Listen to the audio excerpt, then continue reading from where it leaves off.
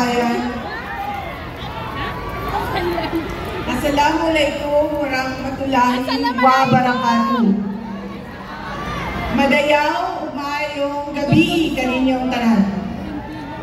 Magandang gabi sa inyong lahat. Maganda na, Una na sa lahat, ialay natin ang pasasalamat sa Diyos para sa araw na ito. Ang ganda, no? Maganda talaga ang Bisaya. Pangalawang pagpapasalamat ay sa inyong lahat na nasa ilalim ng ulan, gutom, walang ayuda, naipit sa traffic, hindi pumasok sa trabaho. Ngunit ibinigay ninyo ang panahon para sa aming lahat ngayong gabi. Maraming salamat sa inyo. Ang susunod na pagpapasalamat ay sa PDP dahil binigyan nila ako ng pagkakataon sa rally nila ngayon. Maraming salamat sa inyo. Ang sunod na pagpapasalamat ay mula kay Pangulong Rodrigo Duterte. Sa inyong pagmamahal, sa inyong patuloy na suporta at pagdarasal na siya ay maibalik dito sa ating bayan. Maraming salamat. Ang susunod na pagpapasalamat ay mula sa akin sa patuloy ninyo na suporta sa akin at sa aking mga kasamahan sa opisina ng pangalawang Pangulo. Maraming salamat. At ang huling pagpapasalamat ay mula sa aming pamilya. Dako kaayo ang amuang utang nga kabubuton kaninyong tanan sa oportunidad na ginahatag ninyo kanamo nga makaserbisyo sa atuang nasod. Daghang salamat. Maraming salamat din. Na kinatatayuan ko ay hindi para sa akin. Para sa amin. Ito ay para sa Pangulong Rodrigo Duterte.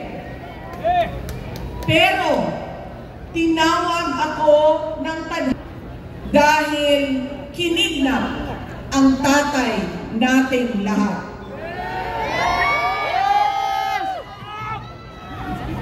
Sa pagkakataong ito, nakatayo ako sa entablado at humaharap sa inyo, hindi bilang kandidato. Ako si Inday Sara, isang botanteng nagmamahal sa ating bayan at natatakot para sa ating kinabukasan. Mga kaigsunan ko, iniibig ko ang Pilipinas. Iniibig ko kayong mga Pilipino. Ginugog na, taka! I love you too.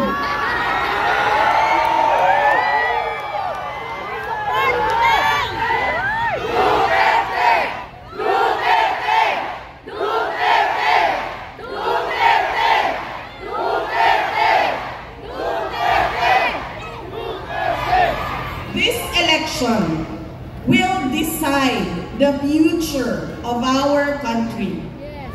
Ang boto ninyo ang magbibigay katiyakan kung maituloy ang pagbabago o tuloy-tuloy na lang tayo sa kapahamakan.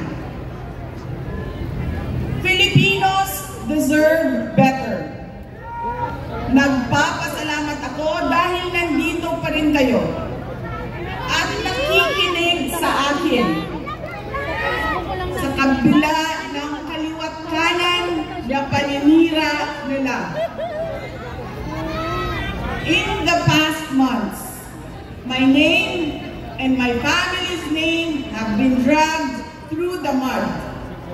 I have repeatedly said it before, and I will say it again now. I am not the problem of this country.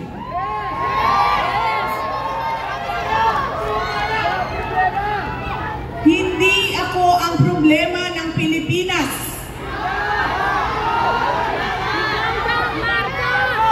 Hindi Duterte ang problema ng Pilipinas. Si Marcos! Si Balag! Si Marcos! Sino nga ba ang tunay na makikinabang kung tuluyan ng burahin sa mundo ang pamilyang Duterte? Sila lang! Si Balag! Si Balag! Si Balag! Hindi ang mga Pilipino. Tama! Sila lang! Lalo nang hindi makikinabang ang mga biktima sa krimen, mga walang trabaho, mga naghihirap, o maging ang mga nagugutom. What we are witnessing is a systematic demolition job against political opponents that once dared to put the country first, even if it meant going against the most powerful interests in our homeland. Sa kasamaang palad, iniluklok natin ang isang leader na walang kakayahang maintindihan ang tunay na kalagayan ng mga Pilipino.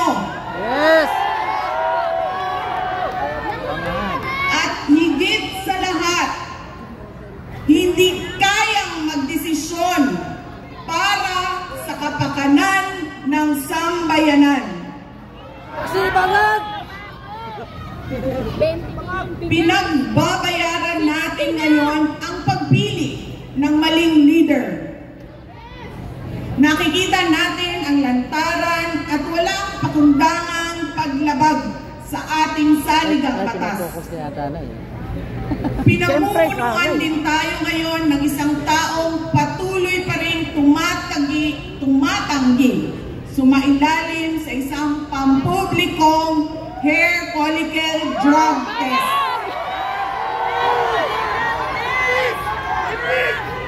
At nagsinungaling sa 20 pesos ang bigas. Ang masakit pa, nakuha nilang kidnapin ang dating Pangulo. Yes! At dali-dalian nilang itinapon sa ibang bansa upang litisin ng mga dayuhan.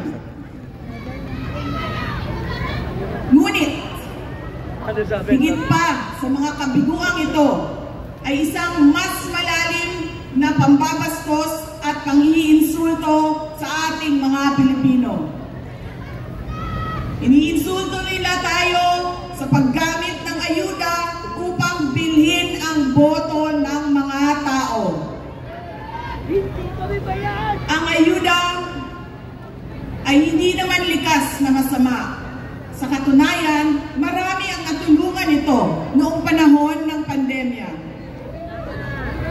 Ngunit, kapag ginamit ito para manipulahin kayo at pagsamantalahan ang inyong kahirapan upang manatili sila sa kapangyarihan, nagiging sandata ito